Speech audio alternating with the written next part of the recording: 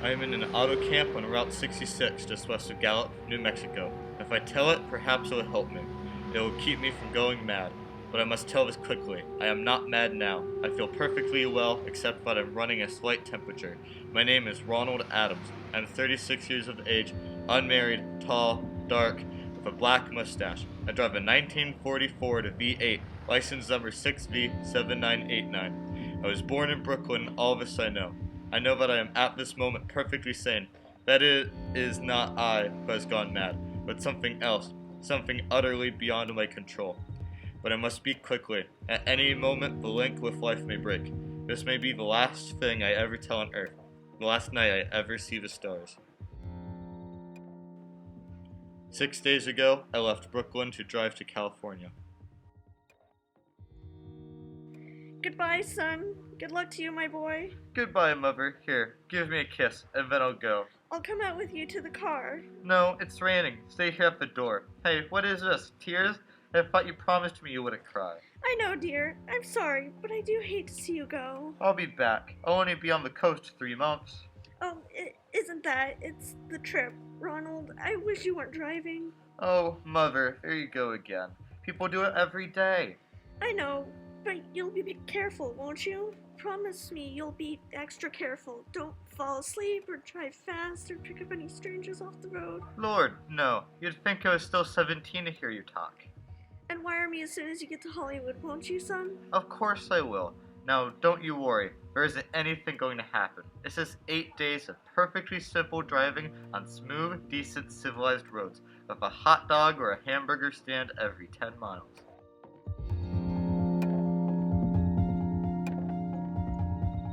I was in excellent spirits. The drive ahead of me, even the loneliness, seemed like a lark, but I reckoned without him. Crossing Brooklyn Bridge, that morning in the rain, I saw a man leaning against the cables. He seemed to be waiting for a lift. There were spots of fresh rain on his shoulders. He was carrying a cheap overnight bag in one hand. He was thin, nondescript, with a cap pulled over his eyes. He stepped off the walk, and if I hadn't swerved, I'd have hit him.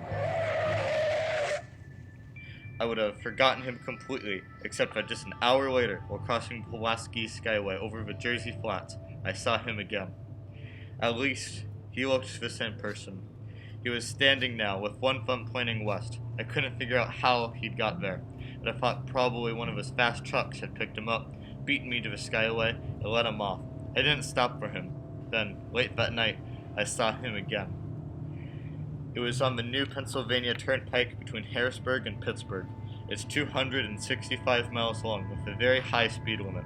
I was just slowing down for one of the tunnels when I saw him, standing under an arc light by the side of the road. I could see him quite distinctly, the bag, the cap, even the spots of fresh rain spattered over his shoulders. He hailed me this time. Hello. I stepped on the gas like a shot. That's a lonely country for the Alleghenies, and I had no intention of stopping. Besides, the coincidence of whatever it was gave me the willies. I stopped at the next gas station. Yes, sir. Fill her up. Certainly, sir. Check your oil, sir. No, thanks. Nice night, isn't it? Yes, it hasn't been raining here recently, has it? Not a drop of rain all week. I suppose that hasn't done your business any harm. Oh, people drive through here all kinds of weather, mostly business, you know. There aren't many pleasure cars out on the turnpike this season of the year. I suppose not. What about hitchhikers? Hitchhikers here? What's the matter? Don't you ever see any? Not much. If we did, it'd be a sight for sore eyes. Why? A guy'd be a fool who started out to hitchhike rides on this road. Look at it. It's 265 miles long. There's practically no speed limit. And it's a straightaway. Now, what car is going to stop to pick up a guy under those conditions? Would you stop? No. Then you've never seen anybody. Nope. Maybe get a lift before the turnpike starts. I mean, you know, just before the toll house. But then, it'd be a mighty long ride. Most cars wouldn't want to pick up a guy for that long of a ride. And, no, you know, this is pretty lonesome country here. Mountains and woods. You ain't seen nobody like that, have you? No. Oh no, not at all. It was just a technical question. I see. Well, that'll just be $1.49 with tax. The thing gradually passed from my mind, a sheer coincidence. I had a good night's sleep in Pittsburgh. I did not think about the man all next day, until just outside of Zanesville, Ohio, I saw him again. It was a bright, sunshiny afternoon. The peaceful Ohio fields, brown with autumn stubble, lay dreaming in the golden light. I was driving slowly, drinking it in, when the road suddenly ended in a detour. In front of a barrier, he was standing. Let me explain about his appearance before I go on. I repeat, there was nothing sinister about him. He was as drab as a mud fence, nor was his attitude menacing. He merely stood there, waiting, almost drooping a little, the cheap overnight bag in his hand. He looked as though he had been waiting there for hours. Then he looked up. He hailed me. He started to walk forward. Hello. I had stopped the car, of course, for the detour, and for a few moments I couldn't seem to find the new road. I knew he must be thinking that I had stopped for him. Hello. Going to California? No, not today. The other way. Going to New York. Sorry.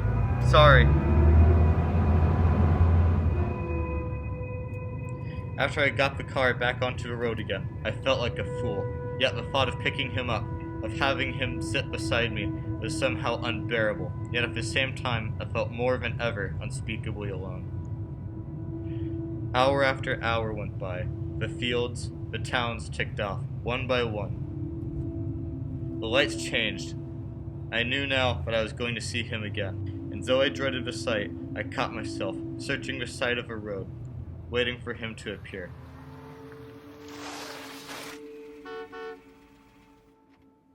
Yep. What is it? What do you want? You sell sandwiches and pop here, don't you? Yep, we do. In the daytime, but we're closed up now for the night. I know, but I was wondering if you could possibly let me have a cup of coffee. Black coffee. Not at this time of night, mister. My wife's the cook and she's in bed. Maybe further down the road at the Honeysuckle Rest. No, don't shut the door. Listen, just a minute ago, there was a man standing here, right beside the stand. A suspicious-looking man. Henry, who is it, Henry? It's nobody, Mother. Just a feller thinks he wants a cup of coffee. Go back into bed. I don't mean to disturb you, but you see I was driving along when I just happened to look, and there he was. What was he doing? Nothing. He ran off when I stopped the car. Then what of it? That's nothing to wake a man in the middle of his sleep about. Young man, I've got a good mind to turn you over to the sheriff. But You've been taking a nip. That's what you've been doing, and you haven't got anything better to do than to take a decent folk out of their hard-earned sleep. Get going, get on. But he looked as though he were going to rob you. I ain't got nothing in this stand to lose. Now on your way before I call Sheriff Oates. I got into the car again and drove on slowly. I was beginning to hate the car. If I could have found a place to stop, to rest a little. But I was in the Ozark Mountains of Missouri now. The few resort places there were closed. Only an occasional log cabin, seemingly deserted, broke the monotony of a wild wooded landscape. I had seen him at the roadside stand.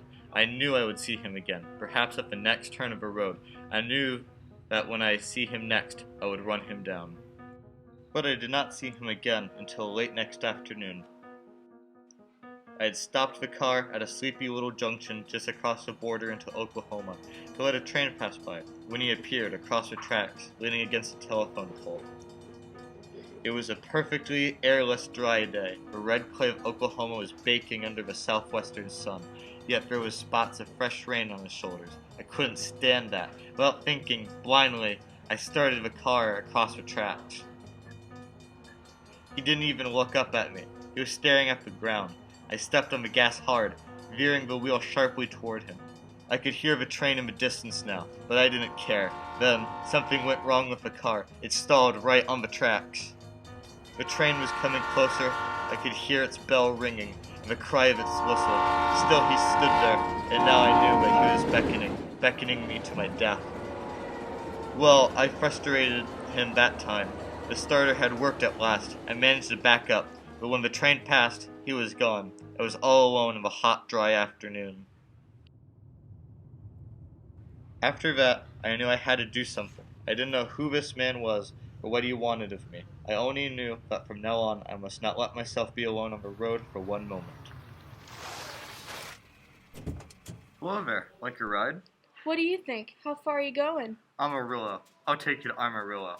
Amarillo, Texas? I'll drive you there. Gee! Mind if I take my shoes off? My dogs are killing me. Go right ahead. Gee, what a break this is. A swell car, a decent guy, and driving all the way to Amarillo. All I've been getting so far is trucks. Hitchhike much? Sure, only it's tough sometimes in these great open spaces to get the breaks. I should think it'd be. Though, I'll bet if you get a good pickup in a fast car, you can get to places faster than, say, another person in another car. I don't get you. Well, take me for instance. Suppose I'm driving across the country, say, at a nice steady clip of about 45 miles an hour. Couldn't a girl like you, just standing beside the road, waiting for lifts, beat me to town after town, provided she got picked up every time in a car, doing from 65 to 70 miles an hour? I don't know, maybe she could and maybe she couldn't. What difference does it make? Oh, no difference. It's just a crazy idea I had sitting here in the car. Imagine spending your time in a swell car thinking of things like that. What would you do instead? What would I do if I was a good-looking fellow like yourself?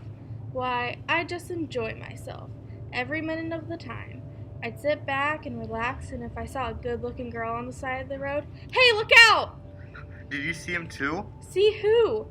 That man, standing beside the barbed wire fence. I didn't see anybody. There wasn't nothing but a bunch of steers and the barbed wire fence. What do you think you were doing, trying to run into the barbed wire fence? There was a man there, I tell you, a thin gray man with an overnight bag in his hand, and I was trying to run him down. Run him down? You mean kill him? He's a sort of phantom. I'm trying to get rid of him, or else prove that he's real, but you say you didn't see him back then there. You're sure? I didn't see a soul, and as far as that's concerned, mister, Watch for him the next time, then. Keep watching. Keep your eyes peeled on the road. He'll turn up again. Maybe any minute now. There! Look! There! how does a store work? I'm getting out of here. Did you see him that time? No, I didn't see him that time, and personally, mister, I don't expect never to see him. All I want to do now is go on living, and I don't see how I will very long driving with you. I'm sorry. I don't know what came over me. Please, don't go. So if you'll excuse me, mister. You can't go. Listen, how would you like to go to California? I'll drive you to California. Seeing pink elephants all the way? No thanks. I could get you a job there. You wouldn't have to be a waitress. I have friends there. My name is Ronald Adams. You can check up. Thanks just the same. Listen, please, for just 1 minute. Maybe you think I am half cracked, but this man you see, I've been seeing this man all the way across the country. He's been following me, and if you could only help me, stay with me until I reach the coast. You know what I think you need, big boy? Not a girlfriend, just a good dose of sleep. There, I got it now. No, you can't go. Come back here, please, come back. She ran from me, as though I were a monster. A few minutes later, I saw a passing truck pick her up. I knew that then I was utterly alone. I was in the heart of the great Texas prairies. There wasn't a car on the road after the truck went by. I tried to figure out what to do, how to get a hold of myself, if I could find a place to rest, or even if I could sleep right here in the car for a few hours, along the side of the road. I was getting my winter overcoat out of the back seat to use as a blanket. Hello. When I saw him coming toward me, Hello. emerging from a herd of moving steers. Hello? I didn't wait for him to come any closer. Perhaps I should have spoken to him then. For now he began to be everywhere. Whenever I stopped even for a moment, for gas, for oil, for a drink of pop, a cup of coffee, a sandwich, he was there. I saw him standing outside the auto camp in Amarillo that night when I dared to slow down. He was sitting near the drinking fountain in a little camping spot just inside the border of New Mexico. He was waiting for me outside the Navajo reservation, where I stopped to check my tires. I saw him in Albuquerque, where I bought 12 gallons of gas. I was afraid now, afraid to stop. I began to drive faster and faster. I was in a lunar landscape now, the great arid mess of country of New Mexico. I drove through it with the indifference of a fly crawling over the face of the moon. But now he didn't even wait for me to stop. Unless I drove at 85 miles an hour over those endless roads, he waited for me at every mile. I would see his figure shadowlessly flitting before me, still in its same attitude over the cold and lifeless ground, flitting over dried-up rivers, over broken stones cast up by old glacial upheavals, flitting in the pure and cloudless air. I was beside myself when I finally reached Gallup, New Mexico this morning. There's an auto camp here, cold, almost deserted at this time of year. I went inside and asked if there was a telephone. I had the feeling that if I could only speak to someone familiar, someone that I loved, I could pull myself together.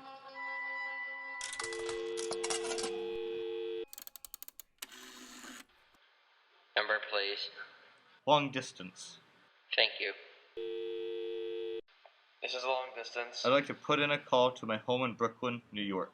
I'm Ronald Adams. The number is Beechwood 20828. Thank you. What is your number? 312. Albuquerque, New York for Gallup. New York. Gallup, New Mexico. Calling Beechwood 2-0828. I had read somewhere that love could banish demons. It was the middle of the morning. I knew Mother would be home. I pictured her tall, white-haired, in her crisp house dress, going about her tasks. It would be enough, I thought, merely to hear the even calmness of her voice. Will you please deposit $3.85 for the first 3 minutes? When you have deposited $1.50, will you wait until I have collected the money?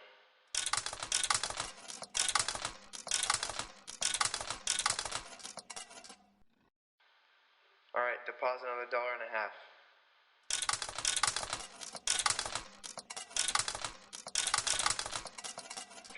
Will you please deposit the remaining 85 cents? Ready with Brooklyn. Go ahead, please. Hello? Mrs. Adams' residence. Hello. Mother? This is Mrs. Adams' residence. Who is it you wish to speak to, please? Why, who's this? This is Mrs. Whitney. Mrs. Whitney? I don't know any Mrs. Whitney. Is this Beechwood 20828? Yes. Where's my mother? Where's Mrs. Adams? Mrs. Adams is not at home. She is still in the hospital. The hospital? Yes. Who is this calling, please? Is this a member of the family? What's she in the hospital for? She's been prostrated for 5 days. Nervous breakdown. But who is this calling? Nervous breakdown, but my mother was never nervous. It's all taken place since the death of her oldest son, Ronald. Death of her oldest son, Ronald. Hey, what is this? What number is this? This is Beechwood 20828. It's all been very sudden. He was just killed 6 days ago in an automobile accident on the Brooklyn Bridge. Your 3 minutes are up, sir. Sir, your 3 minutes are up, sir. Sir, your 3 minutes are up. Your 3 minutes are up, sir.